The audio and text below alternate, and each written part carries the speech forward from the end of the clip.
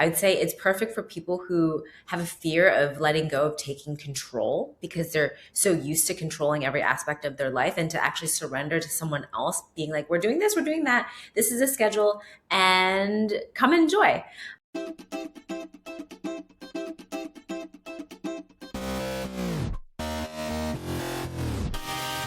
Hey y'all. I'm Soph. And I'm Nat. And we're the Travel Brats. Welcome to our podcast. We've been putting the brat in travel Since 2020. and we're just getting started. From hidden gems to world-class travel. We've been sharing hot and not destinations from a bird's eye view and a Party of two. So what's on the itinerary today?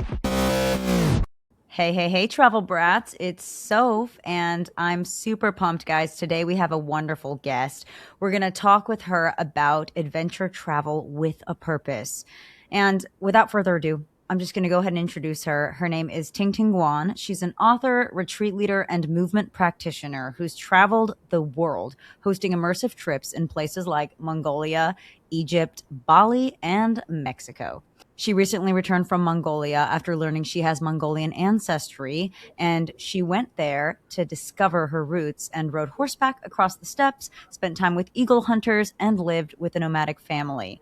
So she's been all around, guys. She does wonderful trips, and I just want you guys to get to meet her today and connect with her and learn all about travel through the eyes of Ting Ting. So Ting Ting, hey, welcome. Hello, Sofia. It's so great to be here and to be able to share these adventures with you. Yeah, it's so great to have you. I've been really looking forward to this interview because I think you just have such a cool story, and I love the tours that you're doing. I love the way that you see travel. So we're just going to jump right into it. I first want to know a little bit more about your origin story. But before we do that, what kind of traveler would you say that you are? You know, I really dance between the poles of extreme opposites. Either I am very, very prepared, overly scheduled, want to do all the little secret top pick kind of things, or I just completely wing it. Just like I'm doing right now. I'm in Japan, in Kyoto, and I finally booked my flight that I'm flying out of 2 days from now. And so I think that it's kind of fun to be a little bit of both and to give way to the flow and the current of whatever have you, whether that's the weather being disruptive or maybe something isn't working out or is working out. And I think that there's within the structure, just when there's a little bit of structure, that's when that flow can really be in your favor in terms of being a traveler. Love that. I love that you kind of go with the flow based on your mood and how you're feeling. I don't think you necessarily have to be one or the other, because I feel like that sometimes too, especially if there's a place that I know well. Sometimes I'm like, I feel like I've done all the things that I had on my list for this place, but I want to go back just because I love it so much. And I'm just going to wander, go in any store I see, try a new restaurant, sit by the river, things like that. So I love that. Now, my second icebreaker for you, I've got to ask it. Would you be more of a boutique hotel girl or whatever's available? I definitely prefer the boutique hotels. But then again, I just came back from Mongolia where we were living out of yurts and going to the bathroom in a giant hole on the side of a mountain. And so after I have that kind of experience, what I do search for is that luxury, that comfort, the feeling of the down feather pillows and feeling really taken care of. And so I would say that I'm both. I'm not a midi person. I'm again, like one of the extremes, and I dance between them. And if I have too much of one, I want to be wild in nature, naked and free and on a deserted island. And then if I feel I'm too wild and free, then I would love to feel fancy and have that nice cocktail overlooking the ocean and in a beautiful dress. So I feel like I'm both. I'm so loving this because a lot of people we've interviewed seem to say one or the other. And I feel like, why can't you be both? Because I feel like that's how we are. And it's not necessarily about that's kind of one of our value props as a travel brat business is, are you getting the most out of your trip? Whether you do want to do luxury or you're kind of more of a rugged bang for your buck, it kind of depends on the place you're going to and what kind of experience you want to do. Say you could go to Hawaii for the luxury side, or you could go to Hawaii to just stay in an Airbnb and do as many hikes, wear no makeup, relax, and just be with nature. So I love that. I think that everybody can do both. Now, in terms of travel glowing up, when did you shift from vacation mode to this is how I want to experience the world and just your travel and career journey? I've always found that, again, nature really inspires me. My movement form, my business is based off of flowing with the currents of nature, bringing the elemental forces into the body and bringing wellness and vitality through movement. And what I found was that when I went to these places, I wouldn't say it's vacation slash research slash just soul calling. I don't think I've actually ever been to like a quote unquote vacation. It always seems to be this location or place really pulled me on a deeper level than just I want to go there for the Instagram photos. And then when I realized that when I'm in these places, there's so much inspiration, there's so much vitality, there's so much joy. And I realized that I could actually bring others to it and be able to share this experience with others. And so I love bringing people to places that bring me joy, bring me inspiration. You mentioned Hawaii, and actually Hawaii is a huge place where I found so much of that deep, soulful connection to mama, to the nature, to the whales, to the animals, to the ocean, to the waterfalls, the sacred land.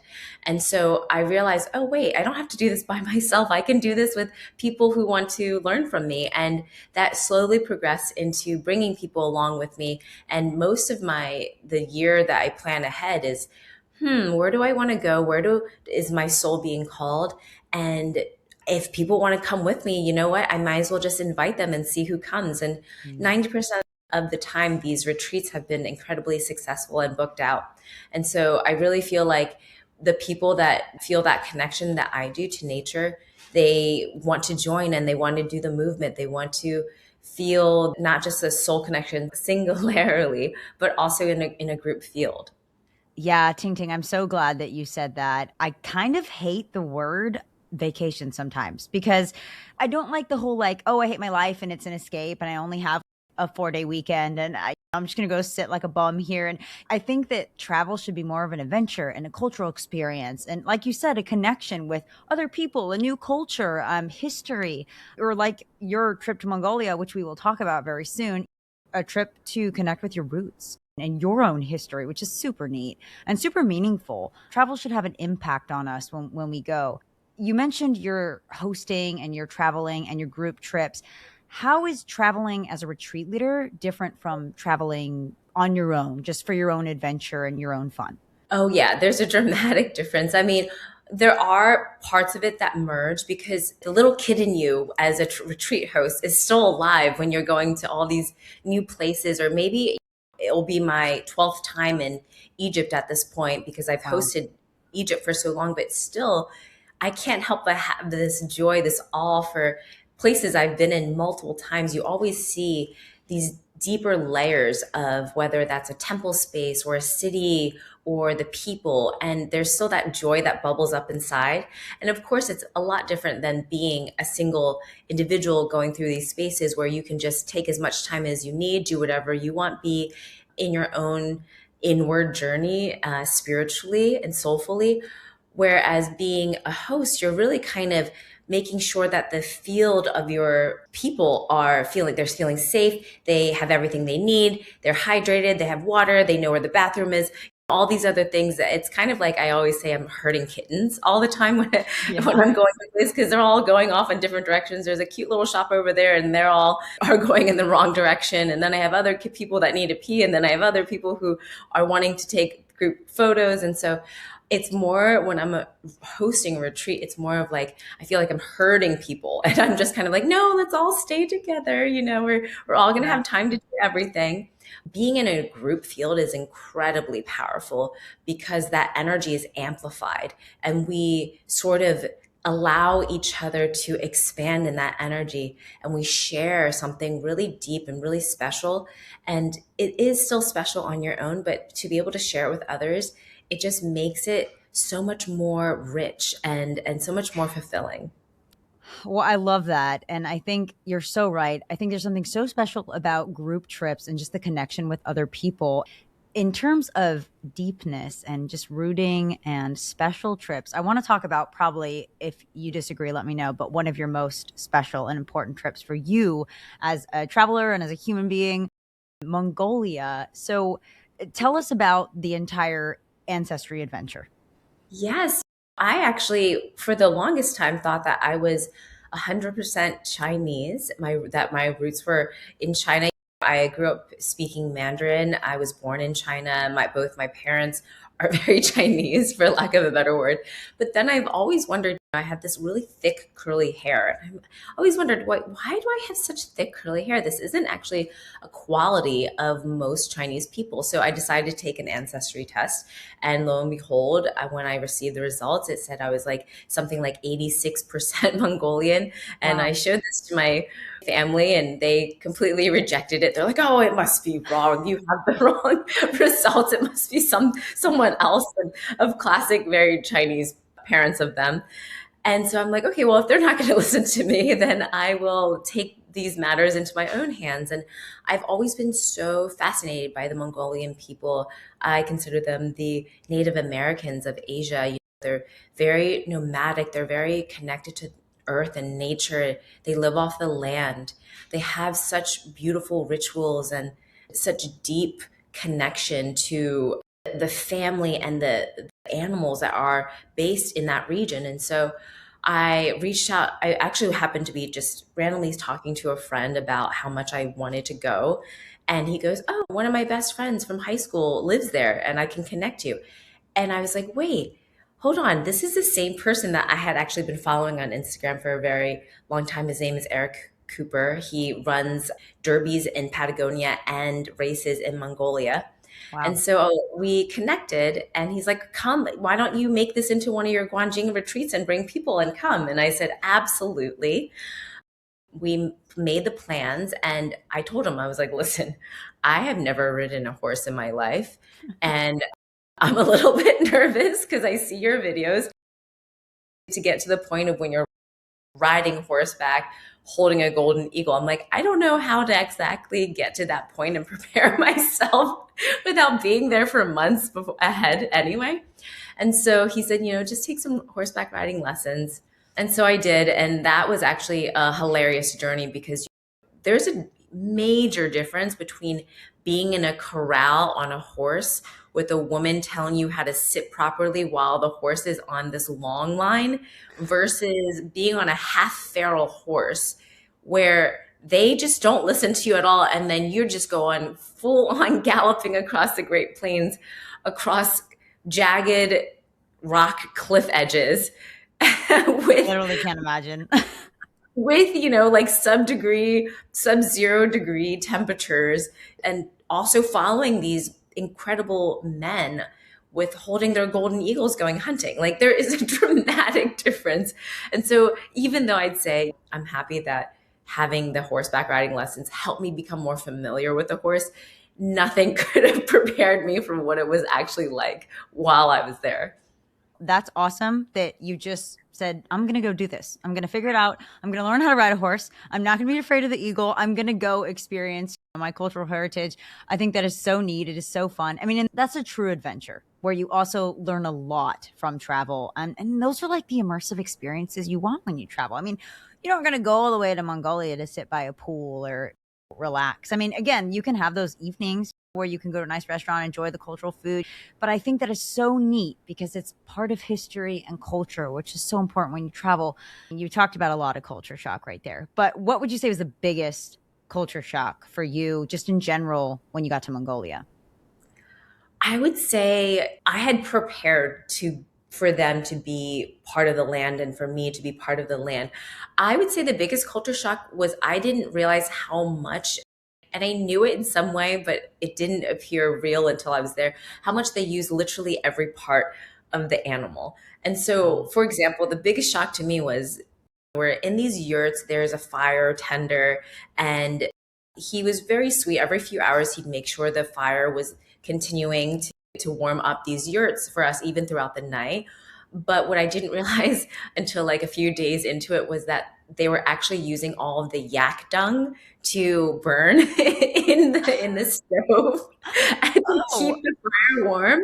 All right. And so I was like, wow, there's this interesting smell. I'm like, oh, it just must be whatever wood they're using. No, they were using yak dung. And so that was probably the biggest shock for me. Yeah, talk about it. I think that's really interesting how they use the whole animal. I've, read about it in history books, but to see it for yourself and to smell it and to just have all the senses immersed in this process. It's amazing. Yeah. Now, in terms of nomadic life, I know you stayed with your nomadic family there. What did the daily life look like there? A lot of herding of animals. They're up at just before the sun rises, and the people don't actually sleep. Like the fire tender doesn't sleep. He stays up all night tending to fires, and then he takes a break in the day, and someone else takes over. And so they're constantly working. They're constantly making sure things are running and going, and people are warm, and the food right after breakfast is finished, they're already after cleaning up, they're already preparing for lunch, right? So it just literally never stops. They're constantly making sure that they're in the rhythm of what schedule they need to be on in order to stay alive and stay afloat for the next day. There's no like, oh, I'm gonna sit back and relax. It's always a rhythm of labor and of love and cycling with the sun, and when the sun sets, when the sun rises, and also things like taking care of the bathroom situation, making sure that like we had basically a little tent with a plastic a bag that had the toilet paper in it, and then this giant hole. And then when there was too much in dirt in the giant hole, because what you do if you go number two is you would then take a little shovel and then kind of throw some dirt on top of it, right, and pat it down. And by that time, if 5 people, it was so funny, me and the people there, that guests that came, we were all cracking up because before breakfast, everyone had their coffee and they're all standing outside in this line to go to there's a number 2 bathroom and a number 1 bathroom, and no one was at the number 1 bathroom. Everyone was at the number 2 So bathroom. who's got to go number 2. There's no hiding it. Exactly. So we're all standing there with our coffees, freezing our butts off, looking at each other, cracking up, being like, well, hey, at least we have healthy bowel movements, I guess. Yeah. It's all that nomadic fresh food that you're eating. Yeah, exactly. Honestly, it was like some of the best food I've ever had in my life. So hearty, so nourishing, using every part of the animal, the bone. And I laughed because they were preparing more of the westernized food for the people, because people come from all over the world, but most of the culture, the people that come are coming from more first world countries. And so they are taking all the nice cuts of meat and they're giving it to us. Meanwhile, I see the nomadic people sitting in their own area of the yurt and they're gnawing the gristle off the giant bone of a yak. And I literally look over and I'm like, wait, I want that one though. I want You're to like, I want the authentic experience. Like, don't give me the nice cut. Yeah. Like, I love chewing meat off the bone. Well, it must be part of their culture that they are very welcoming to, we'll call the tourists newcomers or sojourners or strangers. They're nice to the tourists. Yes. Yeah. That's so interesting. I want to know, you have your own opinions, but I'm sure that people you've led on this guided tour have their own opinions as well. So based on what you've heard and what you've experienced, what's something people get totally wrong about nomadic living? That's a really good question. I think the biggest thing is people romanticize what it's going to be like. They're like, oh my God, look how beautiful the clothing is. You're in all this fur, this beautiful silk dress, and you have this nice fancy fur hat on, and you're looking so graceful with this beautiful golden eagle, and I want to do that. And the reality of the situation is it's really harsh and tough. My whole entire body was so sore after just one day of riding. I could barely move. It's really hard to be able to handle the eagle as well because there's so many elements that are involved. There's the wind. And so if you turn the bird in a certain direction, it catches their wings and they like end up flying off of your hand. So you have to make sure constantly that the beak is facing the direction of the wind so they're not falling over. And then the weight of the bird, then the bird itself is like kind of nibbling on your hand. You're making sure that it's not coming off of your glove, because the moment the claw gets onto your bare hand, you're like, oh boy, I'm in trouble. The way that they grip, their talons are very large and powerful, but it's not about their talons. It's about when they grip, because the grip creates the pressure. That's when it starts becoming dangerous. And then on top of that, you have the dryness of the climate, the crazy amount of gusts of wind, how cold it is. So many different extremes. And then also, like, one thing that people don't even account for is then the extreme of the heat inside the yurt that makes you just like, you're just drying up, you're like, dry cough, but you're warm, so you can't complain about that. And so there's just a huge misconception about this, how glamorous it looks versus how tough you need to be in order to actually handle being there for a long period of time.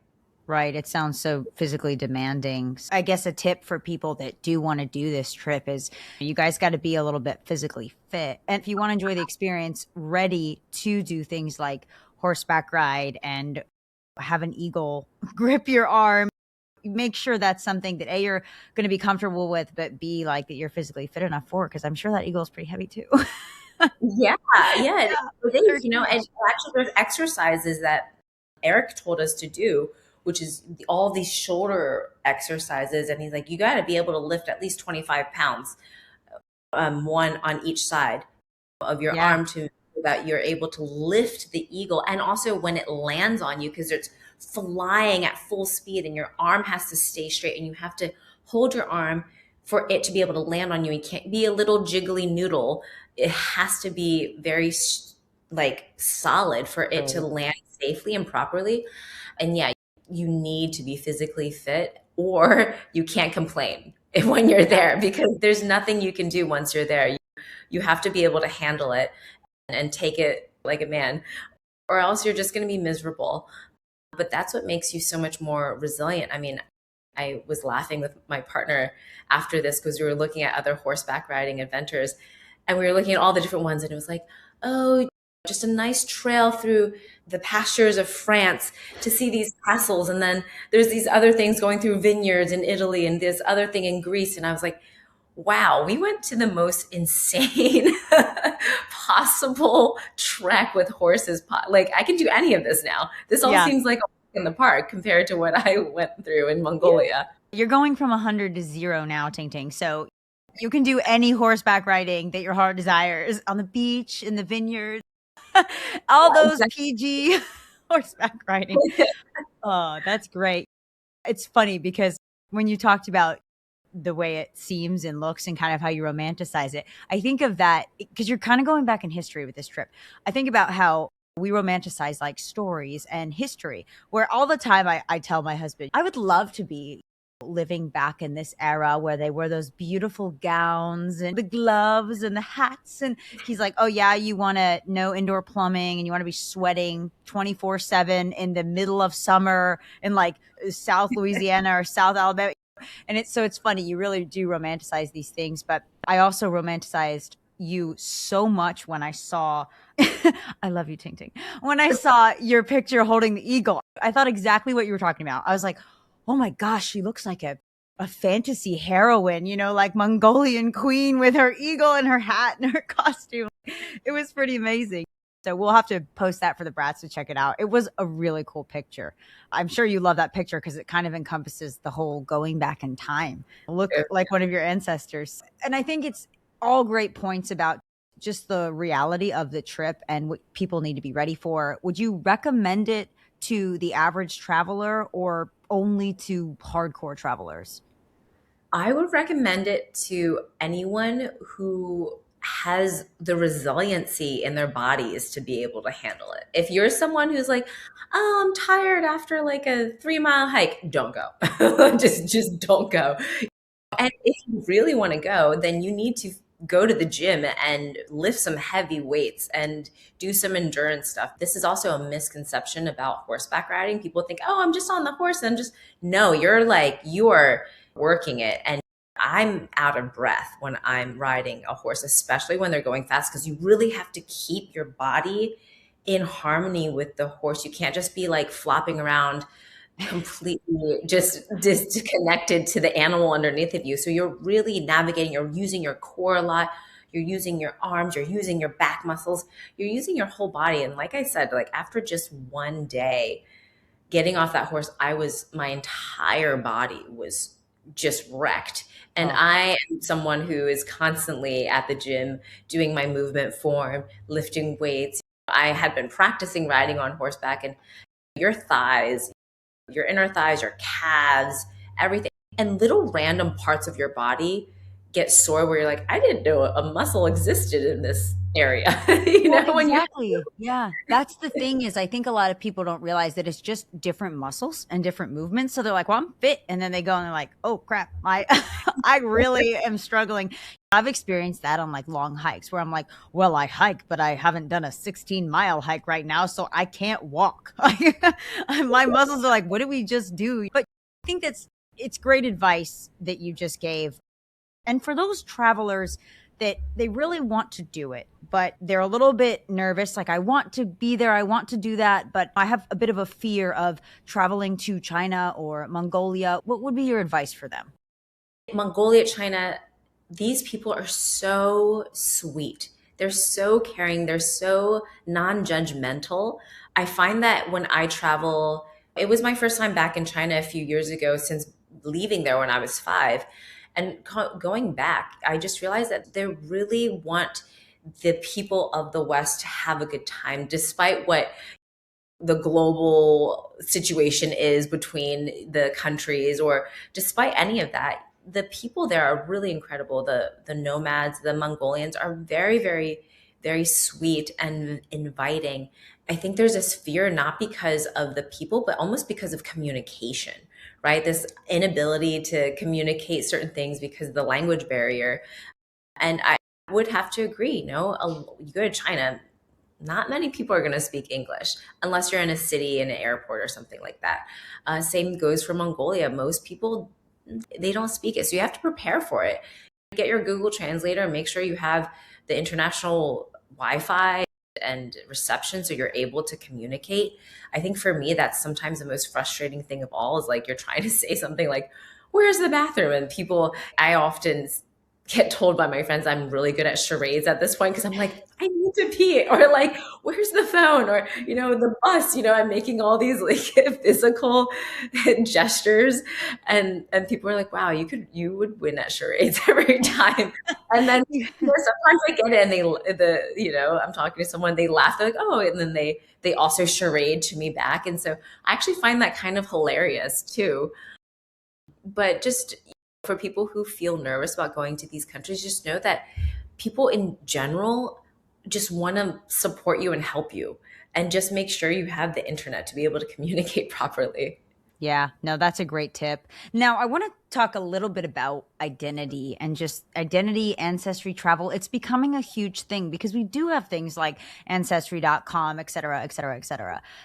Do you think traveling somewhere tied to your background hits different than visiting a random destination? There's definitely something I would say that really touches your heart when you go back to a place of the origin of where you came from, the ancestry, the DNA. And there is that like almost familiarity to it, a feeling of, oh, okay, I see my habits, or I see my characteristic in these people, or in my taste for food, or in my taste for clothing, or whatever have you. Or I think both are important. Yeah, I would certainly agree. I do love the traveling to your roots and just getting in touch with your heritage. And again, like you said, you find a lot of times, and I don't know how this technically works, but I love Italian food. I'm half Italian. I just feel at home a lot of times in Mexico, even though I hardly speak good Spanish. There's some things about the culture where you're like, I connect with these people. This is where my family comes from, and I connect with them. So I think all the things you say are so interesting. What would be your biggest takeaway about yourself as a traveler from a trip like this? I would say that I am more capable than I thought I would be for especially this type of trip. When I was on the flight to Mongolia, I was actually really worried that I wasn't going to be strong enough to handle riding horseback for 6 to 7 hours a day in sub-zero degree climate. And after the 4th or 5th day, I was having a blast on the horse. When I first started off, I thought I was going to die, especially when they just start going at full speed. And there's 2 choices. I either give up and I fall and I fly off the thing because I want to hit the eject button because my nervous system is so overloaded right now, or I breathe and I stick with it and I transform this nervous energy into like greater strength. And once you do that, there's something so just life changing about that. Realizing your true strength, realizing how your true nature, realizing how far your resiliency can take you, and believing in yourself. And then by the time I left, I was like, I don't want to go. I want to stay with on my horse. And I love this life. And like, what is the point of life if I'm not on a horse anymore? Like, I'm like, I like, went back home and I'm like, what am I doing with my life? That's great. It's so true. I think a lot of times the biggest thing that gets in the way of things that we want to do is just our own fear of facing it and our own fear of being able to accomplish it. I think a lot of travelers are like, oh, I couldn't go there alone, or I couldn't figure this out. And it's funny. Again, my husband is older than me. He's very wise. But a lot of times I'm like, well, I don't want to do that by myself. And he's like, well, at some point you're going to have to figure it out. So why don't you just start now? And, it's like, just go on this trip by yourself and figure it out. Like, you will surprise yourself. And like you said, you'll think, not only will you think that's easy to a lot of things, but you'll be surprised at what your body can do. And like you said, you'll be surprised at what your mind can do and how it actually enjoyed the physical pushing and the mental pushing. I think that's a great point. And I want to talk a little bit about imitating destinations. Mongolia and China, they can feel, again, intimidating.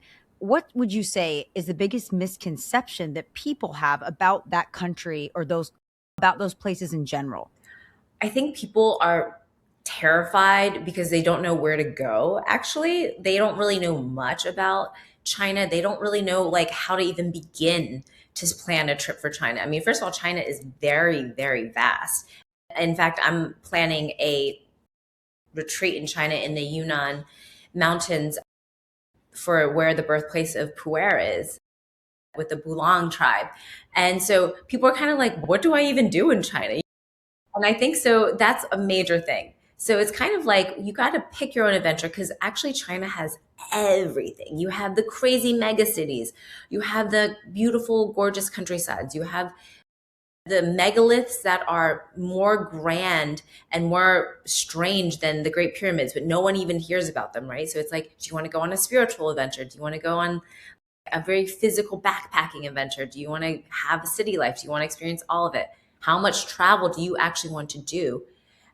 And I think one amazing thing about being in Asia and other countries, Europe has it too, is the train system. Like taking a train is so much less stressful than having to fly and do all the security check and then the screenings, and then you got to be there 2 hours ahead and all these different things. And I found that like one amazing thing is the train system. It's absolutely impeccable. There's trains going everywhere, and you have just so much more freedom to kind of wing it than having to plan a flight, because then the tickets are going to get high and then you have to be stressed out about that. I think that you have to first decide, when you are going to a place like Mongolia or going to a place like China, why are you going there? What exactly do you wish to see? For me personally, when I go to China, I love seeing the ancient cities, the cities where there's still rivers and you can literally hire a guy on a boat to have a tea ceremony as you're floating down the river through these cherry blossoms. That's my vibe for China. And going to all these little villages where they're making dumplings and you just sit on a little stool and you eat the dumplings, right? I prefer doing that rather than the mega city aspect, right? I have enough. I go to New York all the time, Los Angeles. I've been there, done that. I don't really need to explore much. So yeah, it's just figuring out like, what is your intention of going there? Yeah, I think that's a good thing to think about before you go. It's funny that you had mentioned we're doing a series on just travel tips, and it's great that you mentioned the train systems, because I think a lot of people, they get nervous, like you said, because they don't know how to travel around. But I mean, it's a quick Google search, and if you just prepare your mind for, okay, I'm trained, so I need to pack for riding on trains, and I need to make sure I know how to get tickets, etc., things like that, it can become so much easier. It's just a little bit of research at the beginning. Now, I do want to know, with China, what were you nervous about before you visited China for the first time? Well, the visa to get to China was definitely more complicated, especially actually for me, ironically, because I had Chinese citizenship prior. So then they were wanting to know all of these reasons why I don't have a Chinese citizenship anymore. And I needed proof that I was, and I needed my first passport from China. So it was actually much more complicated than if you were just in American citizen and you just took your passport off to get the visa. And it is a 10-year visa. So you can go in and out of China then for the next 10 years. And then the reapplication is much easier. But the first initial process is going to be, I think it's a little more costly, especially if you get sent it out to a visa agent, which I highly recommend you do, unless you want to sit hours in the Chinese embassy at your local city hall. And so that was definitely the most intimidating part. I'm like, okay, how do I get my visa actually? Because they needed all this additional paperwork. And then the price was, to get the visa was a little more costly. But then at the end of the day, now I have a 10-year visa, and it's really nice to be able to go in and out of China. And then the second thing that felt really intimidating was like again, what you said, how do I travel around China? What am I taking? What are they like with flights? What are they like with trains? And then realizing it's actually quite easy on a train and way less stressful than taking a flight. And of course, if you want to take a flight, the flights are very relaxed. When you go to the airport in China, it's not crazy. Everyone's just actually really chill. That's And yeah, so it's different from the US. it's so different. I mean, no, Chinese people don't have a sense of personal space, but they are very relaxed and friendly. If you're like at the hot water, and because they have hot water everywhere, everyone loves tea, so everyone's filling their hot water. They don't just stand behind you, giving you a 1 or 2 feet. They're just right up against you, like they're just leaning on you, waiting for you to finish filling your tea. And you kind of look at them, and at first I was like, "Do you Hi. need something?" And I realized, oh yeah, this is just how my people are. Yeah. Like, oh, my people, they just love me. Like, they're just cozy. Like, we're cozy. We're a cozy tribe. Yeah. Yeah.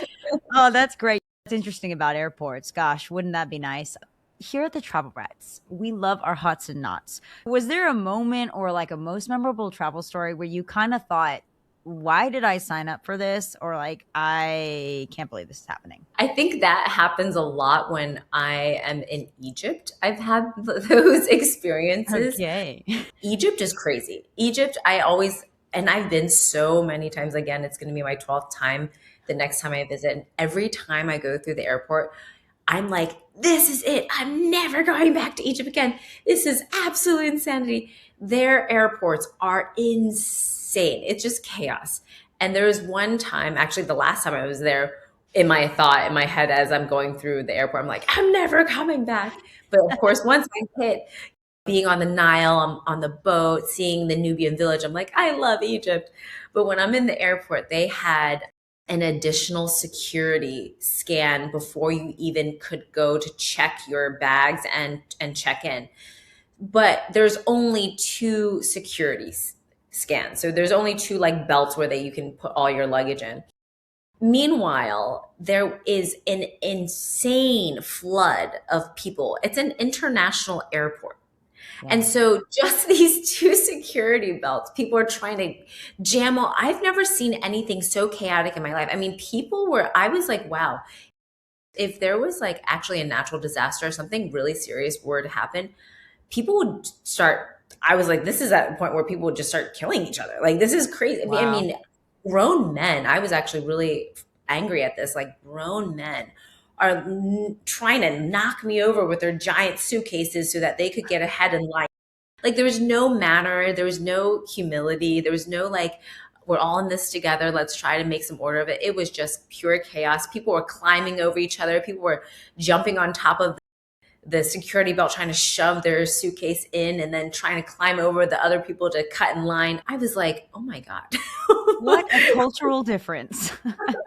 What is happening right now? And it was funny because after you get to the other side, after you finally go through that hell and get to the other side, because everyone was scared that they were going to miss their flight. And obviously no plane was taking off, especially if 90% of the people are on the other side unable to check in, right? So all the flights are delayed.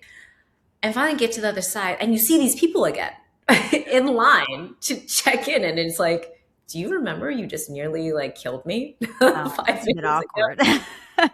So that was one of the most intense moments I've ever had traveling, and a moment where I really was like, okay, you need to regulate your nervous system, stay calm, take slow, deep breaths. I was becoming really claustrophobic. I was becoming a little bit panicky over this, how people were acting. So I just remained calm, and then it passed. But it was definitely one of those moments of like, do I like traveling? I don't know anymore. It's funny that you mentioned the do I like traveling, because it's such a love-hate relationship. It's, oh, I'm having so much fun. And then it's like, oh, get out of my way. Or like, I can't believe we just missed that train. Or why are people rioting and this is closed now? Or that's part of the fun. And you get some hilarious stories and memories from it. But like in the moment, sometimes you're just like, oh, but you have to remind yourself, brats, that's part of travel. It's always, nothing's ever going to go. It's funny. I recently went on a trip with friends, and we prepped, like you said, we prepped our minds before the trip. But I just said, now remember, if things go wrong, like it's okay. Like that's part of it. For people that don't travel a lot, it can be really frustrating. I mean, even for us who do travel a lot, like you said, sometimes you're just like, hey, watch it, buddy. Like, what's your deal? Watch where you're going.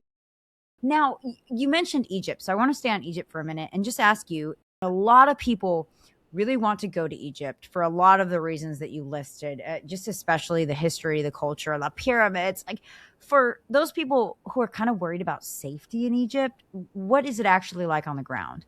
I would say if you're worried about someone stealing your stuff or theft, that is not really a huge issue there, because the repercussions, the fines that happen if someone gets caught are so gravitas. Right. And I have only experienced one moment where something like that did happen, and everybody, the hotel staff, all the people took it so seriously, because it's a very like strong claim to say that someone stole something. Or I've never seen like pickpocketing, that kind of stuff.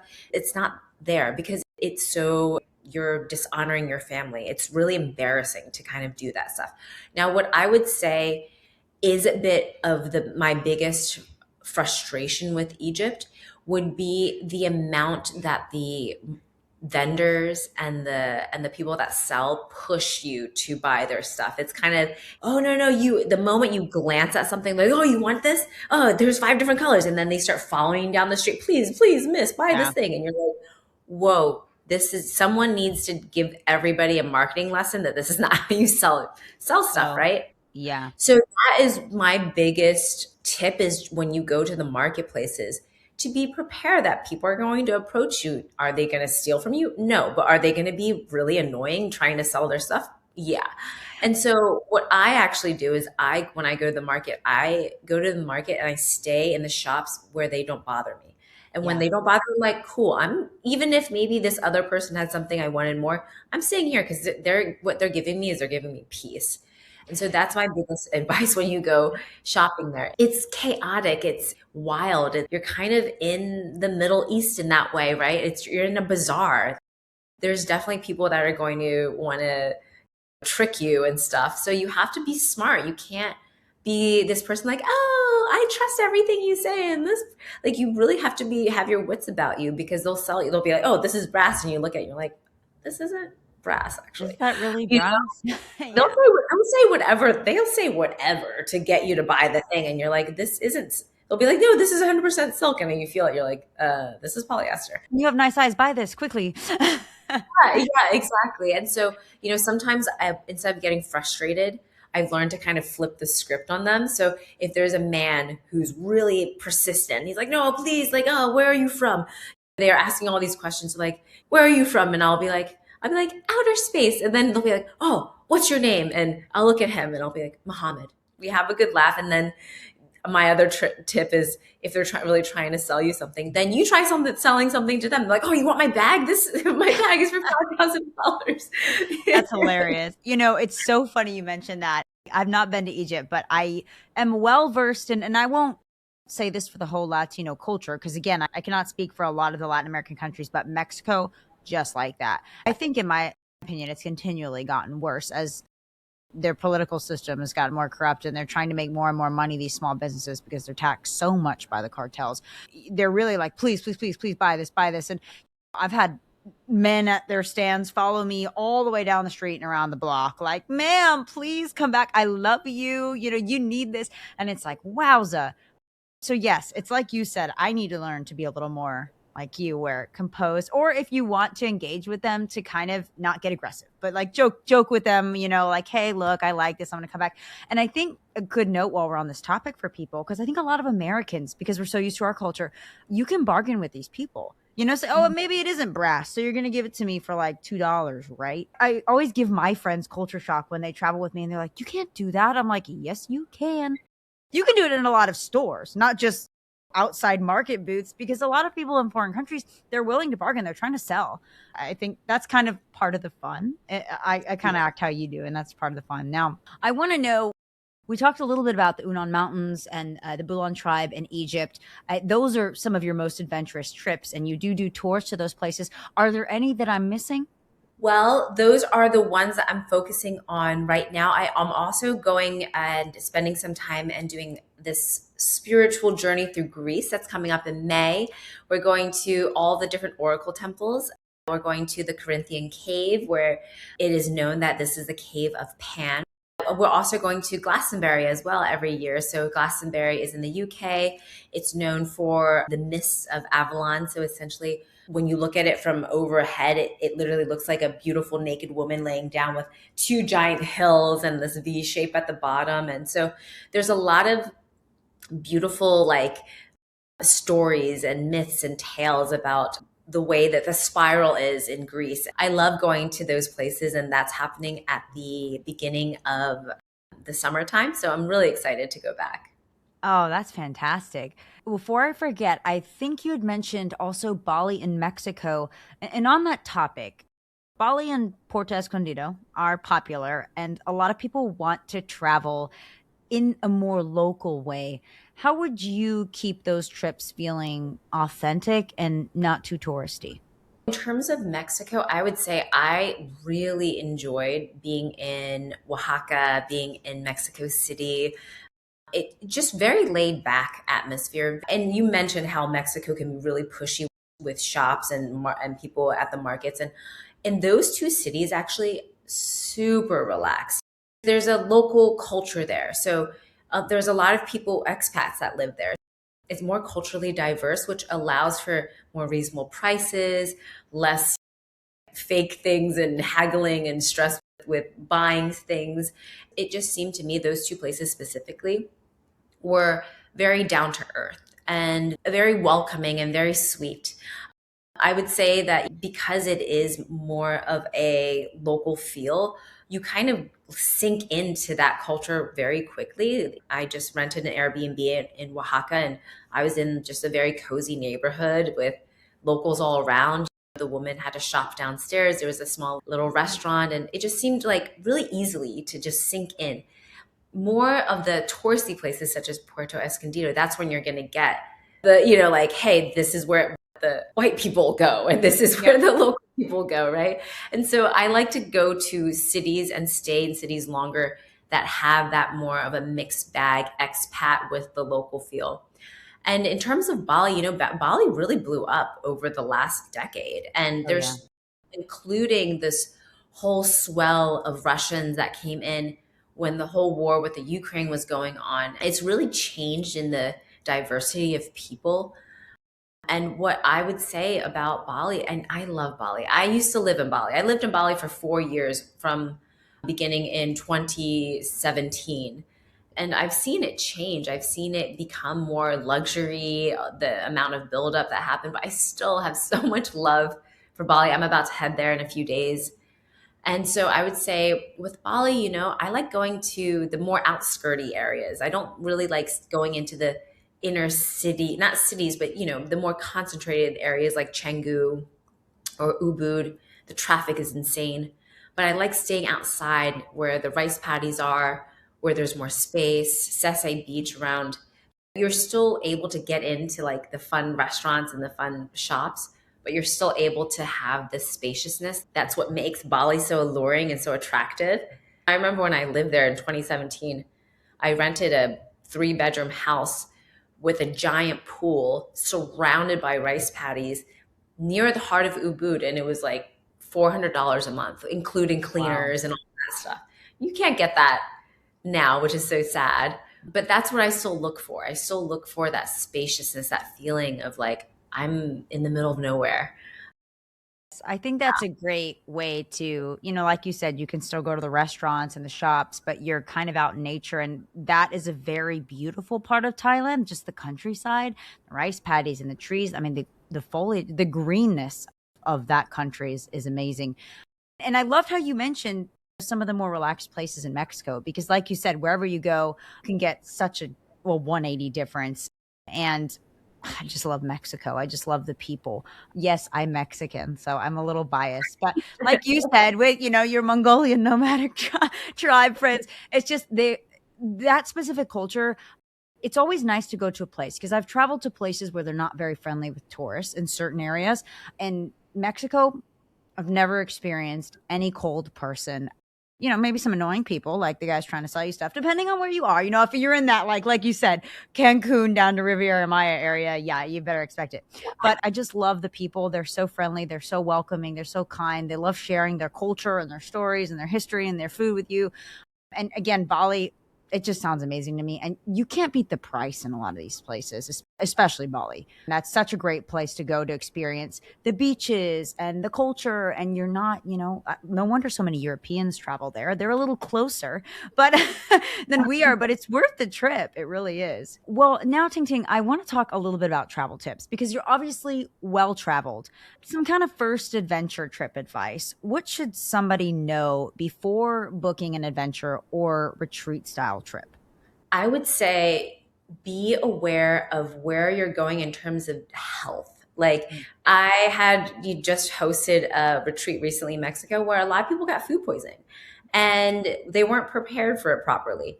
And so it's like, where are you going? Are you going to a place known for unsafe water or unsafe food or maybe food poisoning? Bali's known for that. A lot of third world countries, India is known for that. So if you're interested in going and seeing the culture and seeing the people and seeing the beautiful history in the temples, just also be aware of the reality of the state of their government and their systems and their organization. If you're someone who can't stand disorganization and hate chaos, then I wouldn't suggest going to India. I wouldn't suggest going to these other places, right? Because you're going to be stressed out and frustrated. If you're someone who likes and really appreciates calmness, cleanliness, really well functioning systems of trains and really reliable resources, then I would suggest going to places, like Switzerland or like Japan or places that are just their governing systems are more organized. So just knowing your own personality and being like, am I compatible with this country? Firstly, then taking that next step. And if you aren't compatible to that country, being prepared and knowing that there's going to be moments of frustration or you might question yourself. Why did I come here?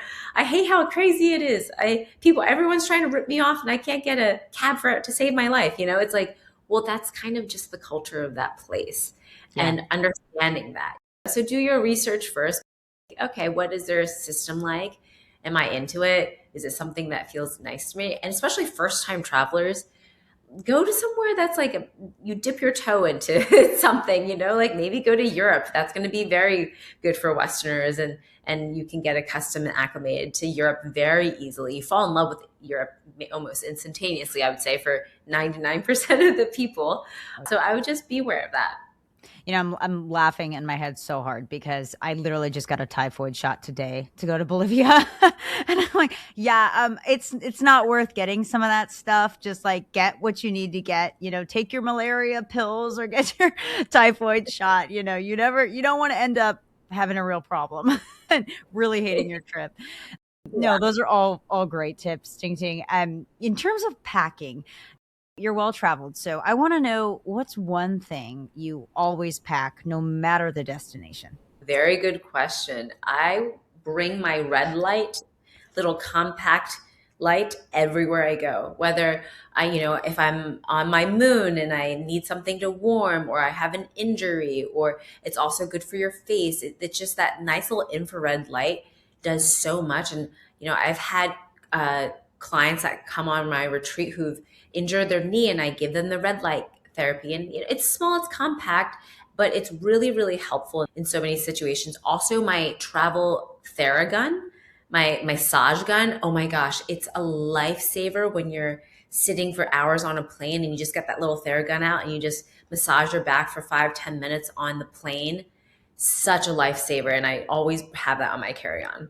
I love that. That's actually a great idea for even like blood clotting. If you want to pound your calves a little bit and just kind of work out your muscles and get your blood flow going, that's a great idea. Now, to just close my little section on travel tips, I want to know, what's a travel mistake you've made that you will never repeat? Because now you know. Oh man, well, there have been so many that now I've become all the wiser. So let me just think, okay, you know what? One thing that I now is a non-negotiable for me, well, two things. Constantly making sure I booked the right date and time, because there's 3 times now where I've booked like the wrong year or the wrong month for some random reason. And I'm like, wait, how did I do this? And it's a non-refundable ticket because there's just one from, going from one short city to another. And I'm like, no. So now I've become obsessed with making sure that it's the right date, the right time, the right airport. You have to triple check that to make sure it's the right airport. Because there's also times where I'm like, wait, this isn't the airport I'm supposed to be at. That actually happened on the last trip in Mexico. And my partner looks at me and he's like, are you serious? And I was like, I'm so sorry. And we sit there.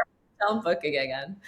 It's so funny because so many people do that. And I'm like, I have terrible attention to detail. So yeah, I've got to look at it, look away, look at it again, look at it. Like I'm my fingers shaking next to the, purchase button. I'm like, is this right? Sometimes even make my husband come over here. Look at this. I'm leaving this day and that day. Does this say the day that I just said? And he's like, yeah. You can't book it when you're tired. Yes, it's literally so true. I'm thinking of all the times I've literally done that, and it's been so bad, but so funny. It's so funny. And then my friend, there was one time where I booked it for the wrong year, and I texted my girl that helps me sometimes arrange cars, and she's like, why are you having me arrange this for next year? And I was like, what? It's supposed to be for next week. And then, and she's like, it says like this year. And I was like, what? Yeah. Oh man. Yes. Impossible. Yes. Always great to check that. Always triple, quadruple, have someone else look at it, like literally it just to save you just so much pain and suffering, just always quadruple check. And then the last thing I would say is booking a flight that doesn't make you want to kill yourself. So spend the extra $500 to not take this crazy red eye with 2 connections. Right. Take the direct flight, book the premium. If you can, try to book the premium economy, or if you have the extra cash, book that business class for an overnight flight. Your body is going to thank you so much for it. How can you enjoy being in a country if you're just absolutely wrecked health-wise? What's it worth, guys? Come on, let's be real. You want to feel good on your vacation. You want to feel good on your trip, not feel terrible. Yeah. So, no, that's great. And remember, for those of you who make little button mistakes like Ting Ting and I, there is a place in Australia for people that were supposed to go to Austria, and there's a place at the airport in Austria for people that were supposed to go to Australia. If that makes you feel any better about your mistakes. Really? Yeah. Oh my God. People that are so dyslexic like me do these things. Wow, that's hilarious. Yeah, it's pretty funny. I saw something like that, and then I went and looked into it, and I was like, dang. Okay, I feel better about myself now. I guess you got it. No matter what, though, if you were going to go to Australia and you end up in Austria, you're going to have a pretty good time, and vice versa. There's stuff to do. Yeah. 2 great countries. Yeah, 2 epic countries. So while we're on the note of just laughing and having a good time, I want to just give you some rapid fire questions, Ting Ting, and just first thing that pops into your head. Okay. All right, here we go. Window or aisle? Ooh, window. Okay, same. Mountains or ocean? Mountains. Long train rides or domestic flights?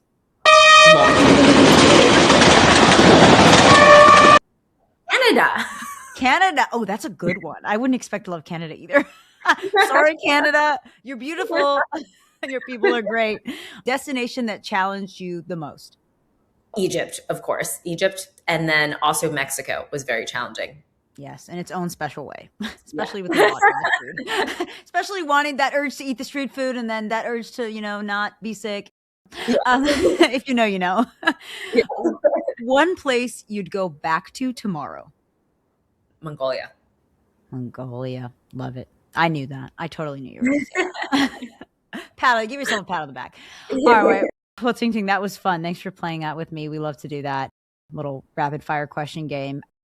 Now, I just want to know, who do you think adventure retreats are perfect for? If there are people listening, that don't know if they're a good fit for an adventure retreat, and who might want to ease into them?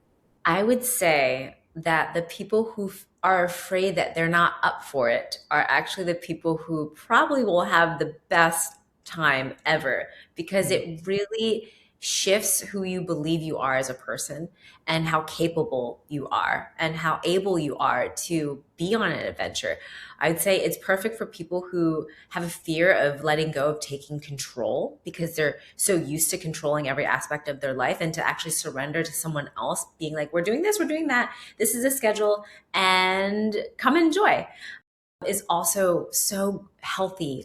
To just be in the passenger seat for once in a while in your life, especially if you're running a business or you have family and kids and all this stuff, and just to let go is actually so helpful and healthy for us to take that break. And so I think these two people, they'll be surprised at how much they'll enjoy an adventure retreat. I couldn't agree more. I think some of my most favorite trips, I've come back saying, wow, that was like amazing. I didn't expect to love that so much. Like, I'm so glad I did that. So Ting Ting, thank you again for coming on. I lastly just want to know, where can our listeners follow you, find you, connect with you, travel with you? Yeah, where can we find you? You can find all of the upcoming trips on Instagram. It is Guanjing Method. That is the tag. And then you can also check out guanjingmethod.com for all the latest retreats and trainings and fun adventure retreats. Well, Ting Ting, thank you again for coming on and just sharing everything about you, from your origin story to your favorite trips, and just inspiring our travel brats to get out there and travel adventurous. Thank you so much for having me. I'm so, so grateful to have this conversation and to connect. Travel Brats, thanks for tuning in. Catch ya on the next Travel Brat Tuesday.